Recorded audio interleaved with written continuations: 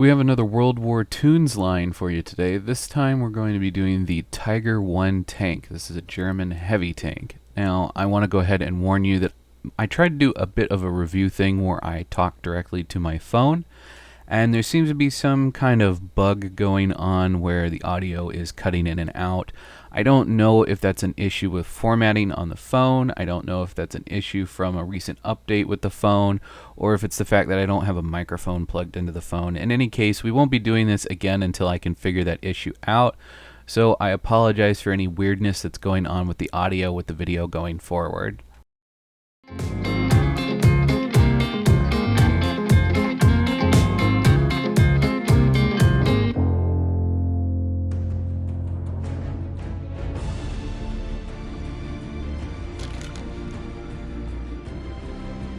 World War Toons. You can see it was $12.99 at time of purchase. I got this from Hobby Lobby. It's kind of like a chibi model. It looks like they do a lot of different genres of things. This just happens to be World War themed. I thought it was interesting. I have done one of their airplanes. I've done their B-17 bomber. But they do a numerous stuff in the World War line, and I thought we would do a super basic paint job on this tank today, but mostly today's video is going to kind of be just a rundown of what I think of the miniature and what I love and don't love about it. Just a basic overall review. So first impressions.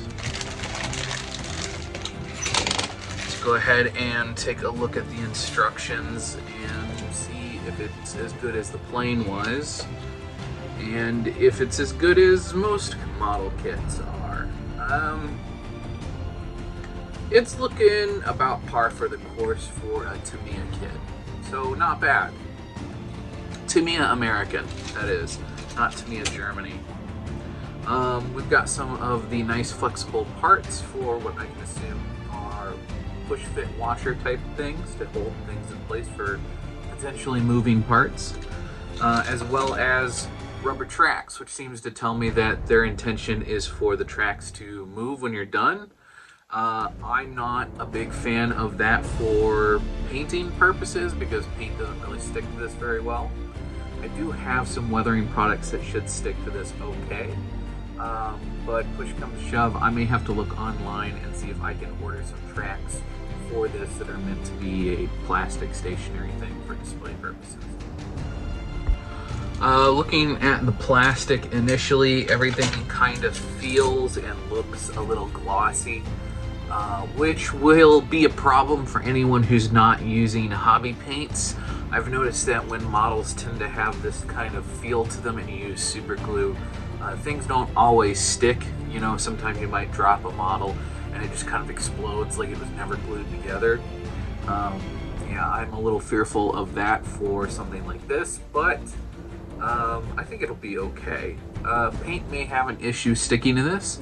My personal recommendation is to just take some Tester's dull coat or whatever your matte coat happens to be and kind of lightly spray the whole thing down before you actually paint it. But I think this is going to be an enjoyable kit to put together. I like the fact that the skirting is all kind of molded as their own separate pieces and have some waviness to them, which means that when we go to weather this up, we can make it look really, really nice.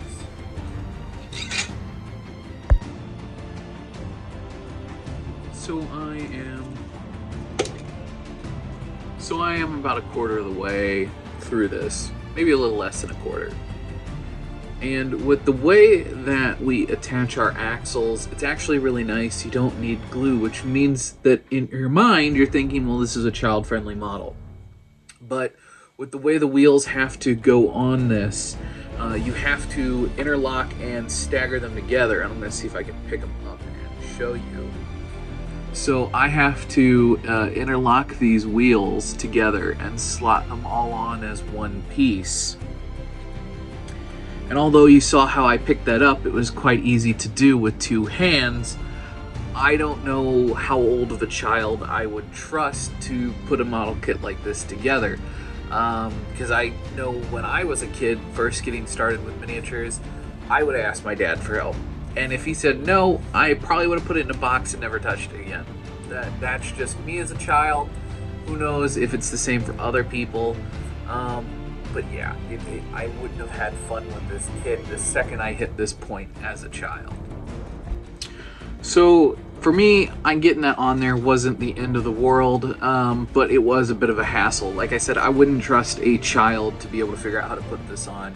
Now you'll notice that I am not showing you the assembly process. That is because oftentimes when I film, I feel like I show an unfair bias and it's not just me doing the hobby. So I hope you guys will understand why I'm not showing the assembly process, but I wanted to do the hobby as opposed to make the video so that my review of this product would be a bit more accurate. Perhaps next time we'll put the camera from way above and capture the whole process, but yeah. So I normally don't care for rubber tracks on tanks because they tend to not sit properly. And if I'm honest, there should be a little bit of a dip here in the middle from the weight of the track kind of hanging loose a little bit. It shouldn't be all the way up there. But I actually really like these tracks because of how easy they are to put on. A lot of times for kids, putting on rubber tracks can be rather difficult. And with this model being kind of geared toward children, this is definitely a redeeming factor. That easy. Now, that having been said, they do still move, and they move fairly freely when it comes to actually having some kind of play factor to them. But they do still grip pretty well. So if you wanted to put this just in a diorama and you didn't want to have to glue it down, you don't have to worry about that because it's not going to roll around even if it's not on a perfectly flat surface. So there's some bonuses there. But to keep in mind though, with the way this is all kind of going together, the skirts do not completely cover the edge of the tank. So as a result, that whole issue that I have with the tank tracks not really lining up properly for a real tank, you know, that's still a factor. However, this is really meant to be a cartoon tank, so it's not the end of the world either. The only issue I have with is the connection points for clicking this whole thing together is directly on top of the tracks, which means you're tempted to grab here instead of on the inside. And you'll see that I'm actually having to grab the insides and push down to get this whole thing to go together. Whereas I think a child might just grab the edges and crank it down, which would just break all the pins. But yeah.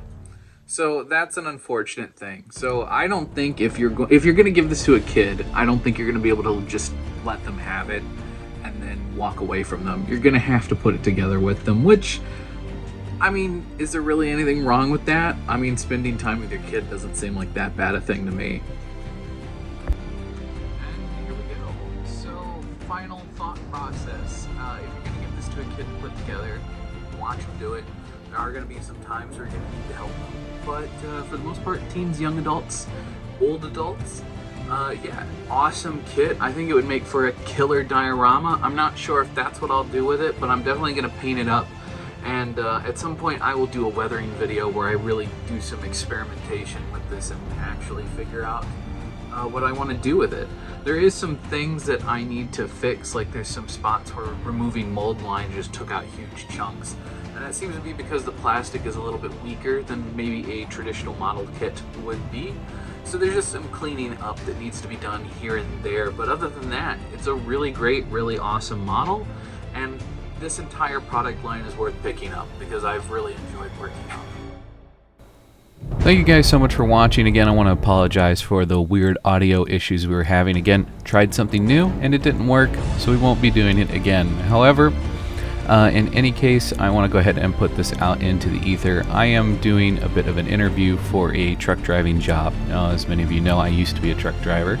However, this job is over the road, and although I should be home every week, that doesn't always happen. So there may be weeks where a video doesn't come out, and until I can kind of get in the groove of things and figuring out how to either do editing in the truck with a laptop or even recording in the truck, Videos might come out at a bit of a weird interval here for a little bit until I can figure things out and get back on a proper schedule. Regardless, at the end of the day, thank you guys so much for all the love and support you've shown me and this channel as well as my other social medias. And as always, may your display case always be overfilled and your pile of shame never run empty. Until next time.